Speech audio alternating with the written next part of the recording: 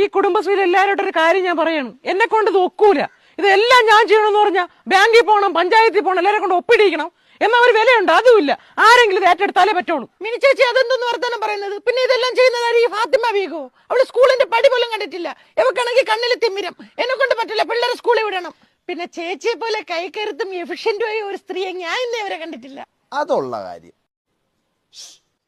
അയ്യോ, ഇന്ന് നേരത്തെ തുടങ്ങിയാ? എല്ലാരും കേൾക്കാൻ വേണ്ടി പറയാണ്. ഇപ്പൊ എല്ലാരും താമസിച്ചു സ്ഥിരമാക്കിയിരിക്കുകയാണ്. 10 രൂപ ഫൈനുണ്ട്. അയ്യോ ചേച്ചി, എവിടെ ചേച്ചി മെഷീൻ? എവിടെ ചേച്ചി? ഏത് മെഷീന്? പഞ്ചിങ് മെഷീന്. പിന്നെ ഇന്റർനാഷണൽ കമ്പനി അല്ലേ, അങ്ങ് പഞ്ച് ചെയ്തിട്ട് കേറേ. 437 പെൺപിള്ളേർ നുണ പറയണ എന്നെ ഫൈന്. എന്തുകൊണ്ട് താമസിച്ച? അധ്യയനം പണിക്ക് കൊണ്ടിരുന്നു. താഴ്ച ഒപ്പിട്ടിട്ട് പോവാനുള്ള അതെന്റെ പേര് താഴോട്ടിട്. കണ്ണിൽ തിമിരവും വെച്ചിട്ട് വന്നിരിക്കും അങ്ങ്.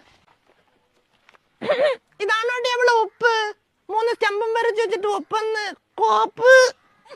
ശലിനി ഉച്ചയ്ക്ക് എന്നൊന്ന് കൂട്ടാൻ വെച്ചത്? എന്താന്ന് പറയാൻ വേണ്ടേ, മുരിങ്ങയ്ക്ക് വെച്ചൊരു തോരനും ഒരു മുരിങ്ങയ്ക്ക് ഒഴുക്ക് വരട്ടി.